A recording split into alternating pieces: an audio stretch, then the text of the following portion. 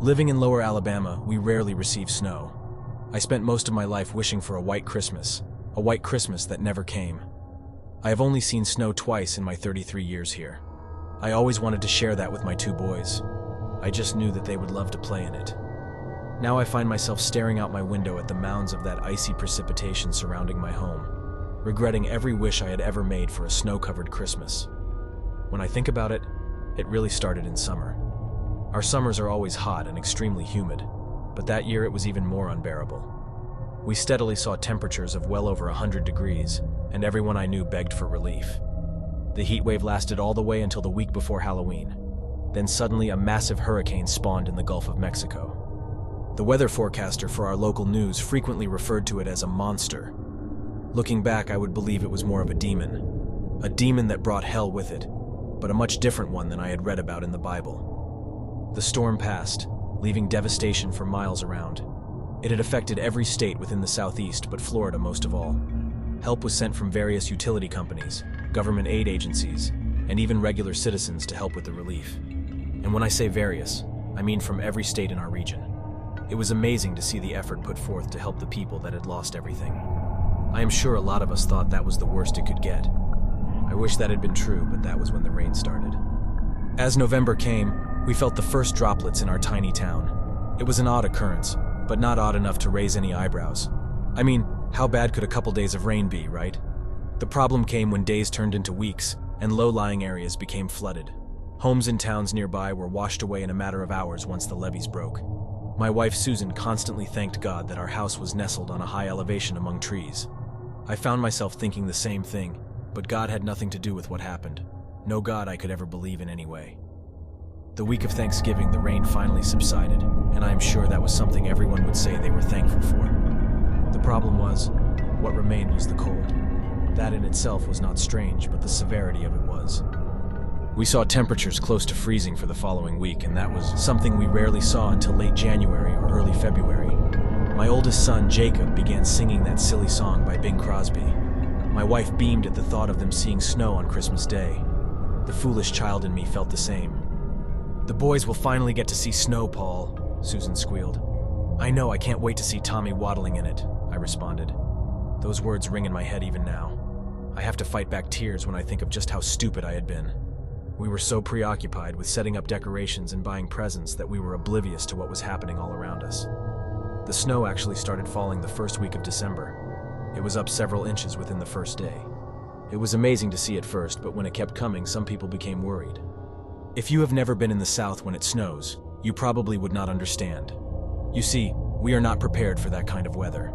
Everything shuts down, people stay home and rarely go out driving. I know it sounds ridiculous to anyone else, but that is what happens. It just kept coming. My wife and I had let the boys play in the fresh powder originally, but when it had gotten so high that I could barely walk in it freely, we decided it was best to keep them indoors. Hardware stores had started bringing in snow shovels to help clear paths, something that you rarely found in our town. I bought one of the last ones on the shelf, as people scrambled to manage the icy foreign invader. The situation seemed to become worse, as small flurries became near blizzards. My wife stayed glued to the news and weather broadcasts. It appeared the northern states had almost been buried in the frigid powder.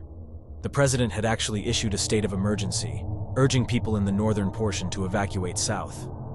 That was when I finally started to be concerned. These people had been told to come south, but our situation was hardly any better. The weatherman stopped trying to be accurate.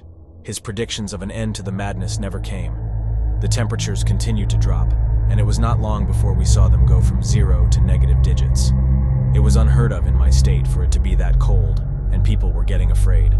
Plumbing fixtures began to burst from frozen pipes, and people were left without water until they could thaw.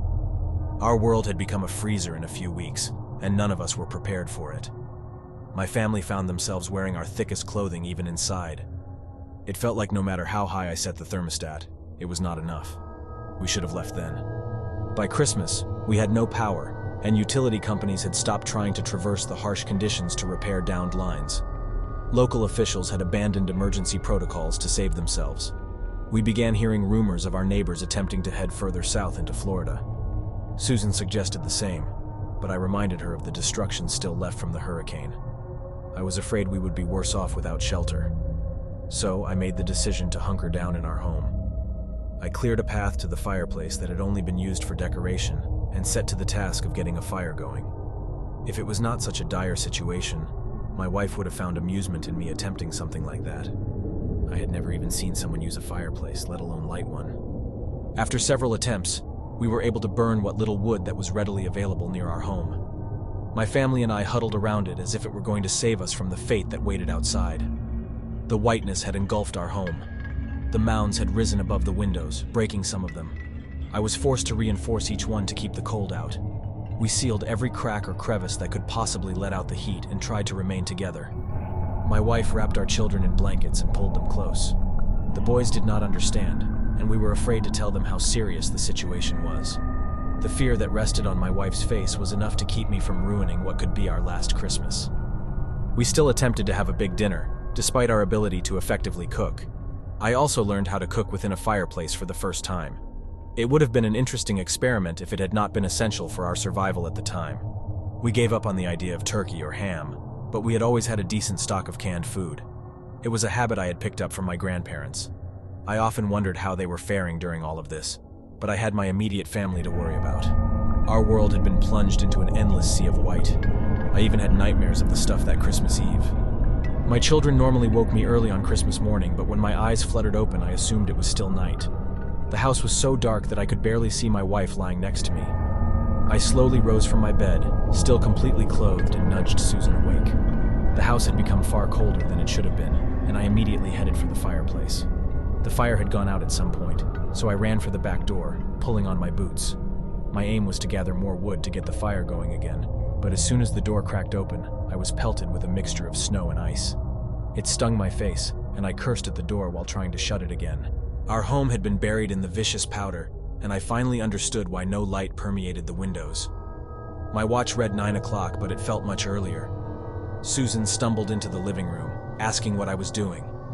I told her what time it was, and confusion filled her eyes. She went for the window and was greeted with what I already knew.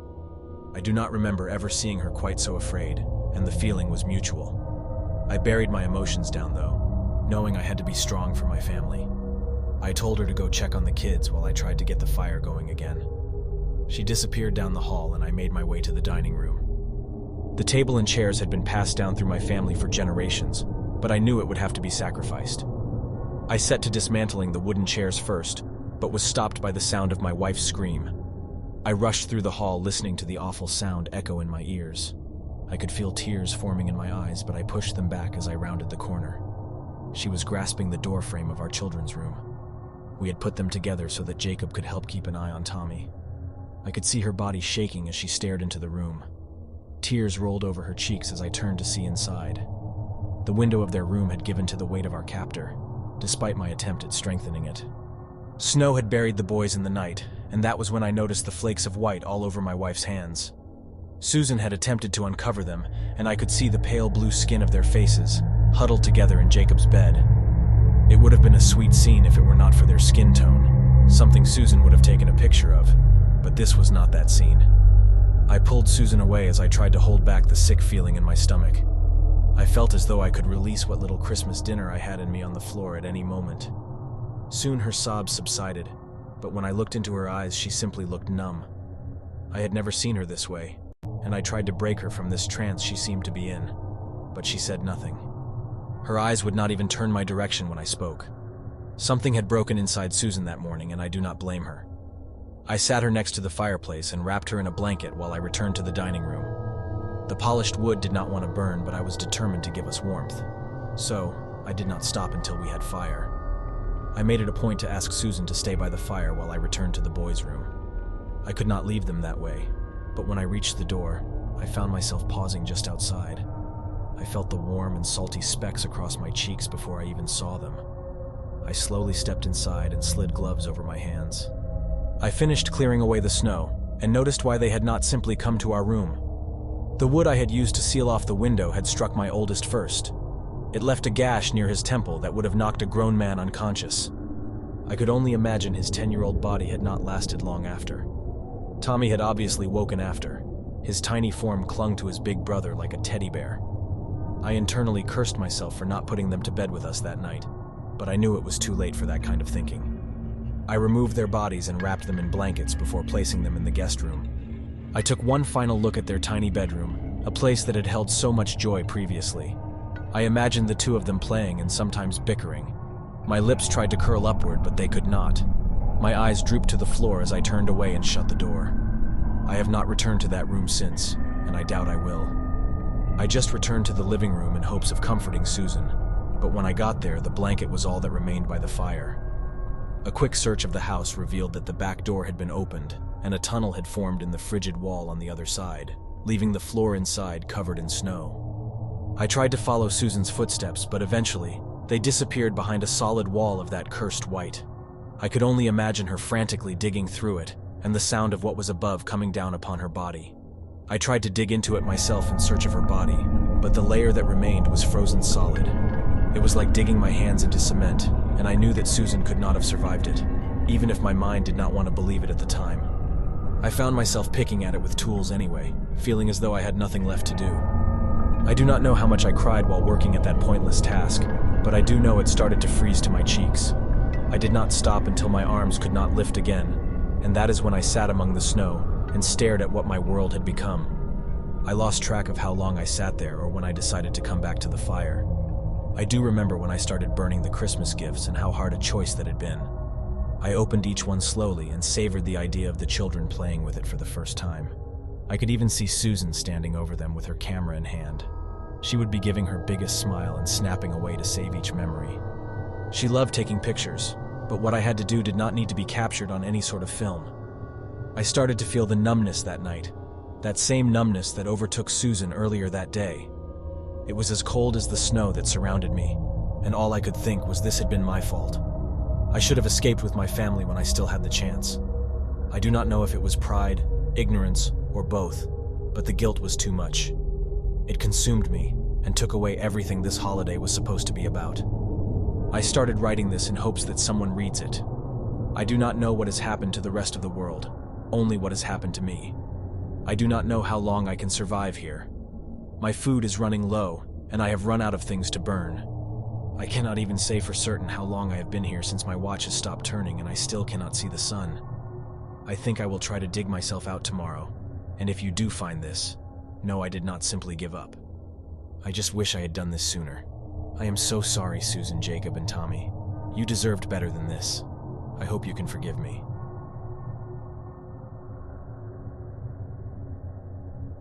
It was a particularly bleak Christmas, and while snow was often welcome at that festive time of the year, the penetrating cold and frost which seemed to sabotage both homes and their residents' bodies was not. The temperature had plummeted on the 7th, and there had been little sign of any forthcoming reprieve. Families attempted as best they could to reach one another, but for many it was to be a lonely Christmas day. Travel, especially for the elderly, was almost impossible for fear of slipping on the ice. One fall was all it would take for a broken hip or shoulder, and for the more fragile individuals amongst them, recovering from such an injury was not an easy task. Certainly not as easy as it would be for those of a younger vintage. The Cardinal family had taken pity on an elderly gentleman who had recently moved into the neighborhood only a few streets away. They were of an upstanding stock and took part in a local home help initiative, spending time with the old and vulnerable. Everyone knew and loved them. Timmy was the youngest, a boy of only 5 or 6. He was a child whom all looked upon with great adoration, never complaining, never causing trouble, always adorable. And his 10-year-old sister Camilla was equally as admired. They were both a testament to the caring and nurturing parenting skills of Ben and Lucy Cardinal. Each year as the cold winter drew in, the Cardinal family were admired for their dedication and commitment to those around them. Their passion, almost zeal for helping those who were less fortunate. But behind the smiles and the skin-deep facade of that of a loving family lurked a far more sinister purpose. They had a tradition each year, a way to reward themselves for their kindness and generosity, one which stemmed back through many previous generations of the Cardinal family. Each Christmas, they would invite a guest for dinner who would be welcomed with open arms into their home, sat down at a beautifully set table, provided with humorous and enjoyable Christmas conversation, and then by the light of the roaring fire, the guest would be stabbed to death and eaten gratefully. They all reveled in the old tradition, with Timmy looking forward to it the most. He had a ferocious appetite and a waistline to match it. but children do get so wrapped up in the anticipation of a family Christmas, and his parents were delighted to see a growing boy fill his belly. Camilla was of a more quiet disposition than her stout little brother, slight of figure with a pallid complexion which reminded all of her mother. But make no mistake, she adored eating with the family and could render anyone silent with a sharp, cold insult. Ben was the local police chief for the area, so covering up their annual feast was quite the cinch, while Lucy was, shall we say, a relation of sorts, and was entirely enthusiastic about maintaining the Christmas tradition.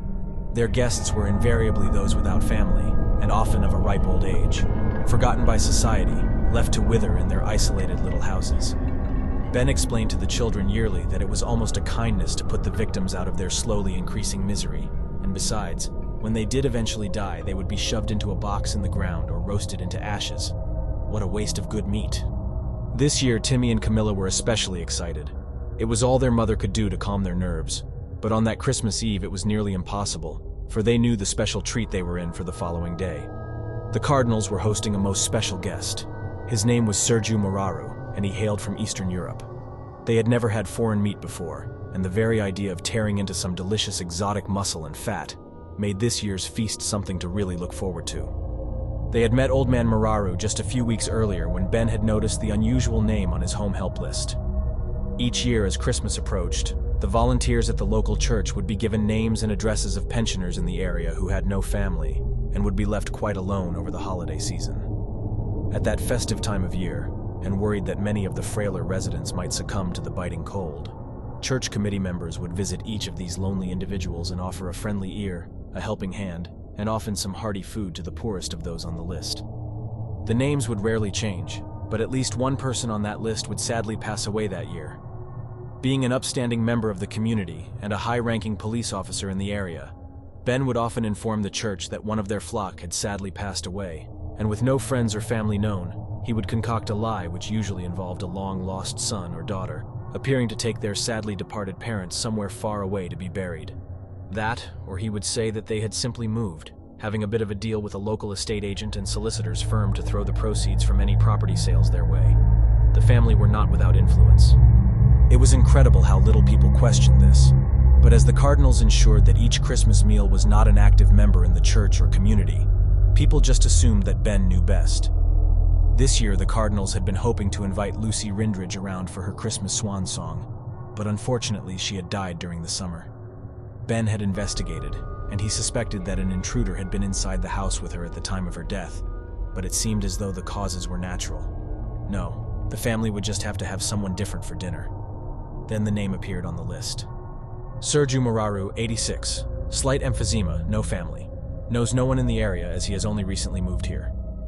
Perfect. Ben found Mr. Moraru to be an absolute delight. While he was obviously very frail, his mind was still sharp, and he regaled Ben with numerous colorful stories about the old country and the adventures he had while in the full bloom of youth. Of particular interest were his war stories, and Ben was thrilled to know that their main course would be that of an intelligent, well-traveled man. He even looked unlike any of the previous victims. He was quite tall, although slightly hunched with age, and with a long, crooked nose and intense stare. Ben fancied that in his youth Moraru would have been quite intimidating. His kind smile and obvious fragile frame, however, left Ben in no doubt that the kids would love him. They enjoyed eating those with character and a gentle disposition. He always enjoyed the meat more if it had a keen mind and was out of the ordinary, as the family religion, one which had managed to stay unseen yet influential throughout the centuries, stated that the eating of another human being would transmit some of its strengths to those whom devoured it. As with many of those who can only look into the past rather than into the future, Sergiu Moraru enjoyed the company greatly and was touched when Ben invited him to sit at his family's Christmas table. The old man was extremely frail and required the assistance of both Ben and Camilla to help him in and out of Ben's car and then into the house. His emphysema was particularly bad that day, as each step was accompanied by the wheezing, fluid-filled sounds of struggling lungs. Each room of the Cardinal home was draped in a multicolored selection of rather crass Christmas decorations, with numerous cards adorning every visible table and mantelpiece showcasing just how popular Ben and his family really were. The table was beautifully laid with a red cotton cloth resting underneath an elegant creme dining set. The old man found that the rest of Ben's family were just as pleasant and congenial as he was. Timmy and Camilla were kind and very well behaved for their age. helping the frail old man to his chair carefully, and then waiting on him, topping up his drink as their mother and father busied themselves in the kitchen. Finally, Lucy appeared carrying a huge centerpiece plate.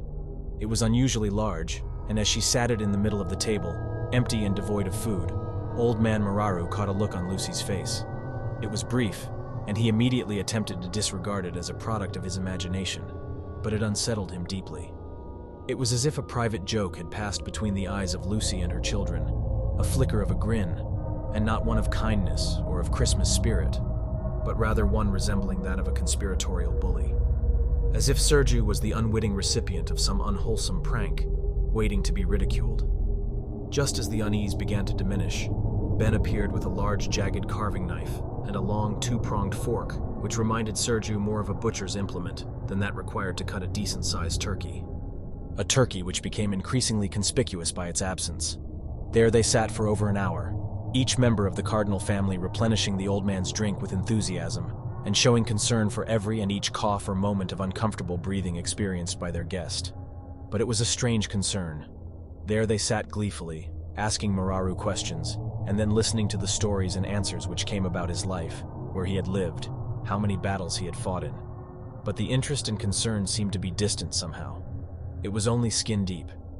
Each time their guest mentioned the old country, those same conspiracy-laden glances were traded across the table, as if excited, not by the content of the stories, but rather by the simple fact that Mararu was a foreigner.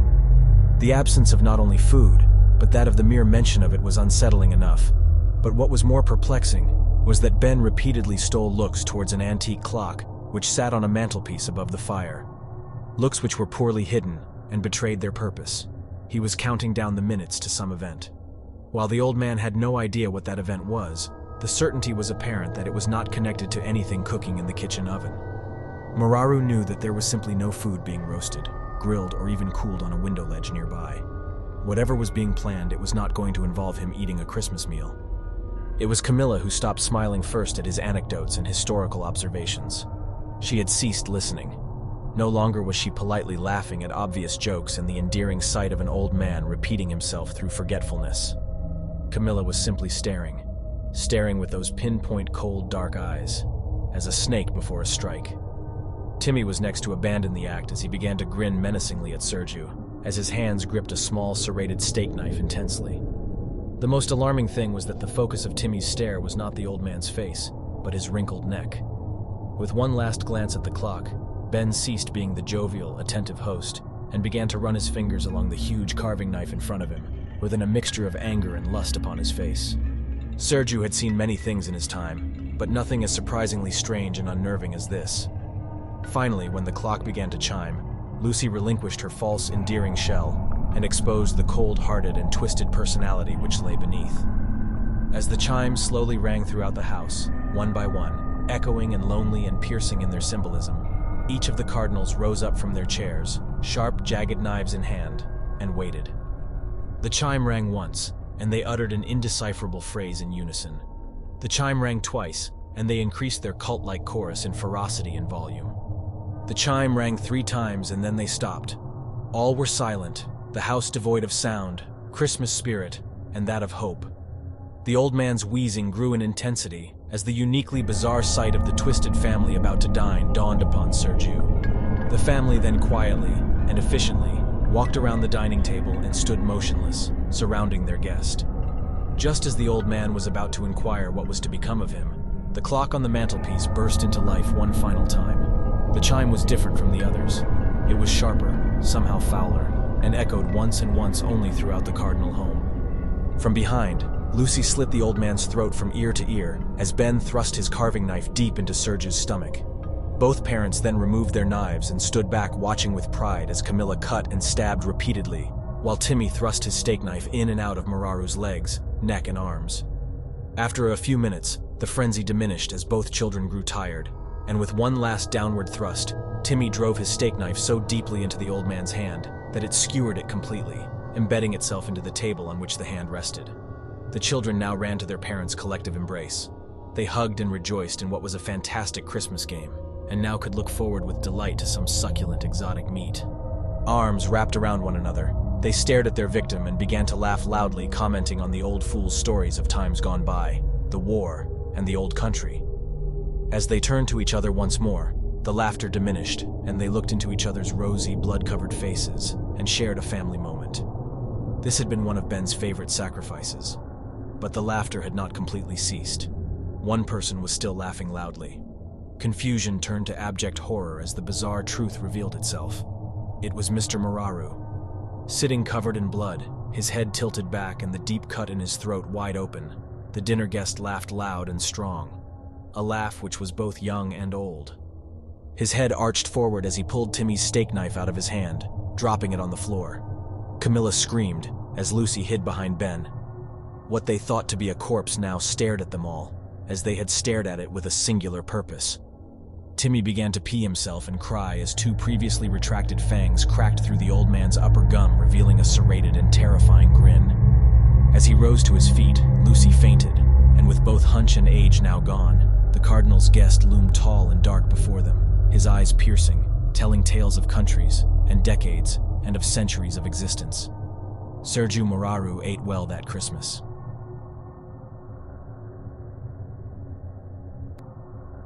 I know it's wrong to download movies and we shouldn't do it, but I'm poor and those guys are rich. Either way, it's not important. I'm only writing this to warn others against it. Is it illegal? Yes. Immoral? Arguable, but technically. Dangerous? Apparently. I didn't do it often. I just wanted a few Christmas movies to get into the holiday spirit. I stuck with the classics, and they all played great. It wasn't until I watched Home Alone 2 that things started getting bad. Everyone has seen that movie, right? Because if you haven't, I don't know if you can follow this story.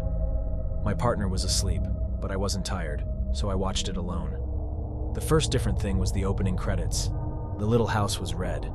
I hadn't watched it in a couple years, but I've seen it 1,000 times. I was certain it should be blue. Still, it's a minor detail, forgotten almost immediately after fading to movie.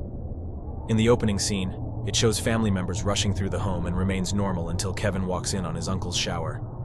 The uncle usually calls him a nosy little pervert, but this time he said, "Sorry, little shit." I thought I heard him wrong, but when I tried to skip back, the computer froze. That's not uncommon. It's a piece of junk. I didn't want to waste more time, so I let it keep playing. I was positive the movie was wrong when the Christmas pageant began. The kids were holding real candles. As the camera zoomed in on the singing children and their small, dancing flames, I thought I downloaded from someone with mad editing skills. Changing the candles blew my mind, but I can believe it's possible. The rest of what I'm about to convey, I can't. In the original movie, Buzz holds candles behind Kevin's ears. In my copy, the sizzle of his Kevin's flesh can be heard as wisps of dark smoke swirl around his head. The audience still laughs the same, but instead of stopping when Buzz is knocked down, they grow louder. The choir robes worn by the children are set ablaze, and they scream over the roaring laughter. When the cardboard tree hits Piano Lady, blood sprays from the impact, and a gaping head wound is seen as she tumbles back. I watched in stunned silence, glued to my seat and unable to look away. I didn't understand what I was watching, but I had a morbid desire to see more. Back home, Buzz uses the same apology speech, but his face and hands are wrapped in bloody bandages. Kevin's ears are also badly burned, but his wounds are left untreated. When it shows the family, their faces are red and puffy from crying. On the kid tantrum scale, I would rate Kevin's actual non-apology scene pretty low. He doesn't throw anything, his voice doesn't crack as he screams through his tears, and his face doesn't exude pure hatred. The one in my version did all those things. After Kevin's mom followed him to the attic, he used curse words I've never heard before. I think some were in a different language. Kate began crying, screaming, "I wish she would have died last year," before storming out.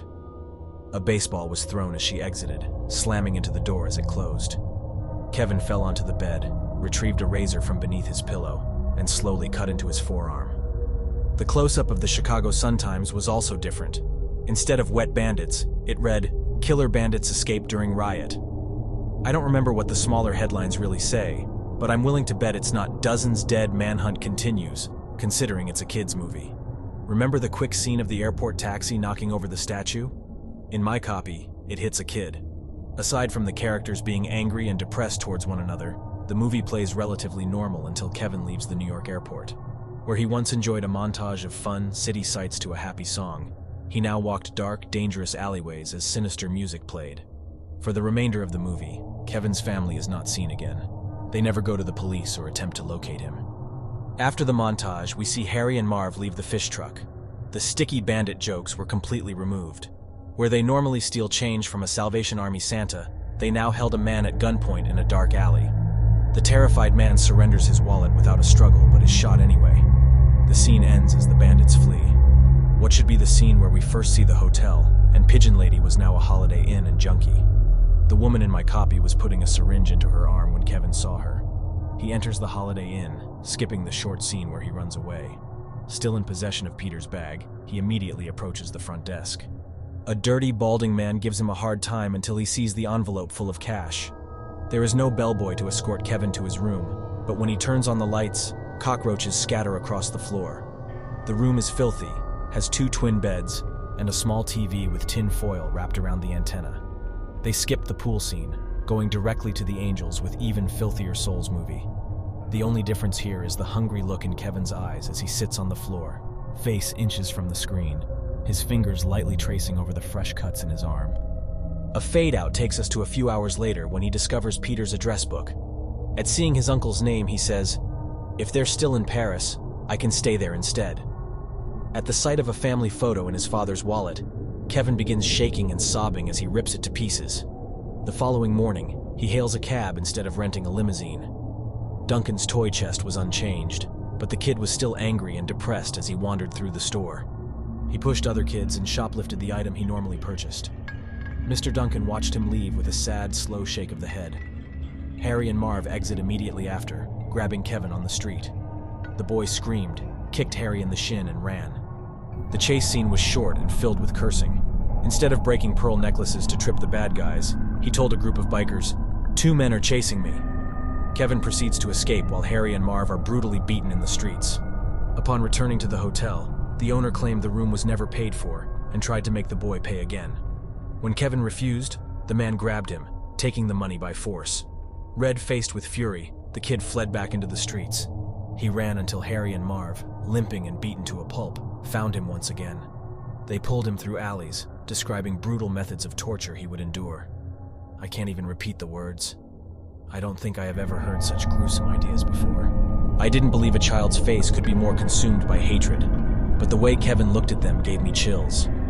When he saw 3 homeless men ahead, he began frantically digging through his pockets. The bandits were too busy watching their surroundings to notice, but the kid found a few crumpled 20s. As they passed the homeless, he threw the cash into their circle. "Help! Kill these guys!" he screamed. After retrieving the cash, the 3 men descended upon the bandits, and Kevin was able to escape. In the next scene, Kevin was alone in the dark park. The sulky child walked with his head down, frightened by the shady characters he encountered. More than one tried to sell him drugs, and when the prostitute taunted him, he flipped her off. After running from the taxi driver, he bumped into the ex-Pigeon Lady again. They had an almost normal chat if you can pretend it's normal to teach a 10-year-old how to shoot heroin. Where she once placed birdseed into his hand, she now rolled his sleeve up with a mother's tenderness. She injected the drug into his vein, and when finished, he fell backwards into a snowy hill, looking up into a clear night sky. As the camera pulled away, Kevin could be seen smiling for the first time. It skipped their touching scene at the orchestra, instead going directly to Kevin entering his uncle's home. I didn't notice any difference in the trap setting montage aside from the same eerie music as before. This is where the movie got truly graphic. I've seen a lot of horror, but I've never seen anything so incredibly brutal as the derailed special effects to come. The scene at the toy store began with Kevin, hat off for the first time since the apology scene. His ears were turning green with infection from his still untreated burns. He smiled wickedly as he collected bricks, but he never bothered taking a picture. Actually, I don't think he had the camera or voice recorder at all.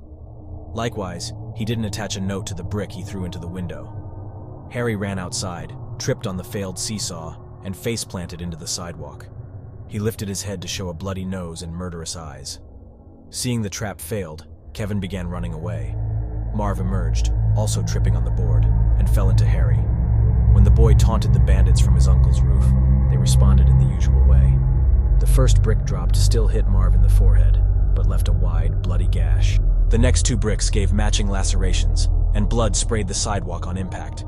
Both the men's faces were already in poor condition from previous beatings, but somehow, each new wound was prominent among the rest.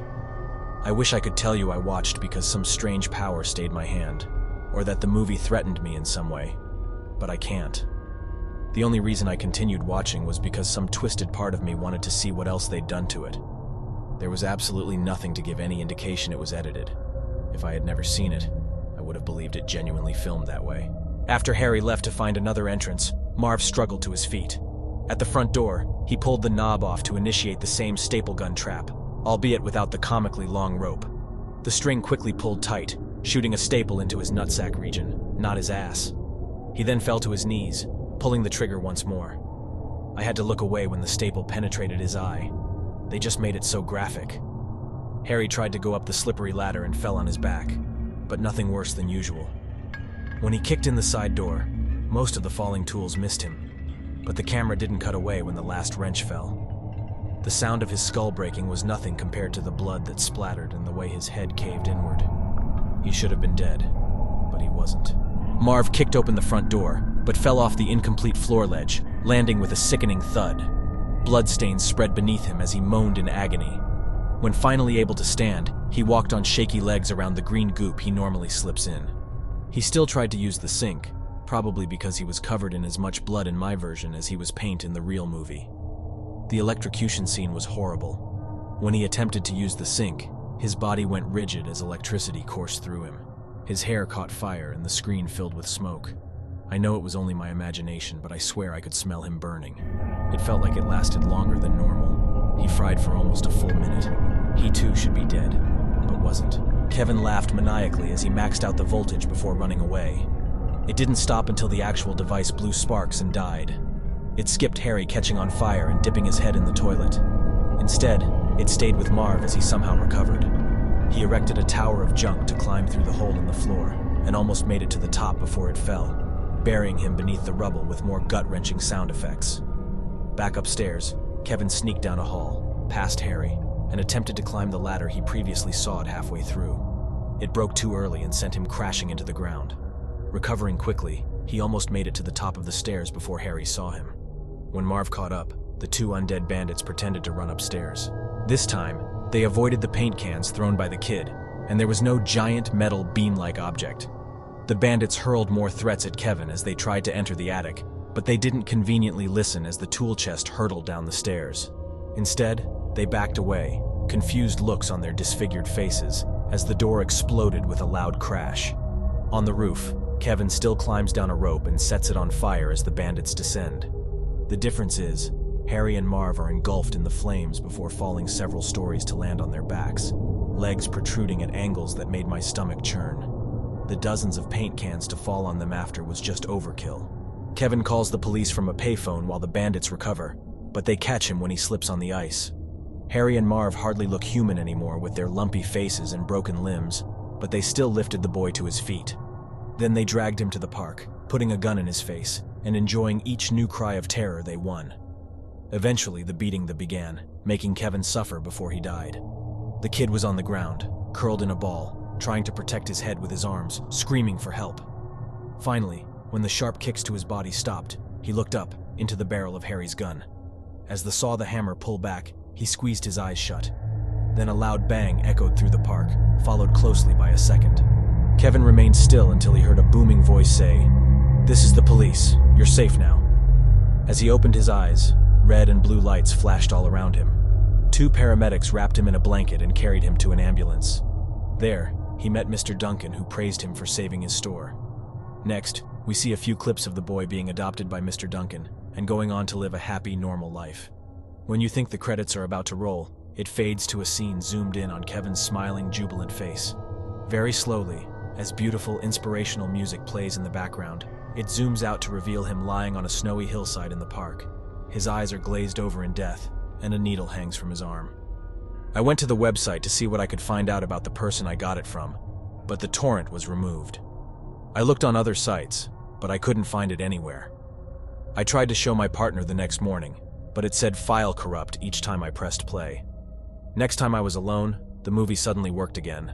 I tried to screen record, but it only showed blackness when I rewatched the video. I keep trying to add a link below for anyone who wants to see it, but they are being disabled faster than I can post more. Hurry, click the one below before they remove it too. There's only one thing you should know first. Since seeing it, no matter what I'm watching or who I watch with, occasionally I'll see flashes of strange scenes. Whatever is on will stray from its usual script and change into something horrible. That's probably my imagination, but I thought I'd mention it, just in case.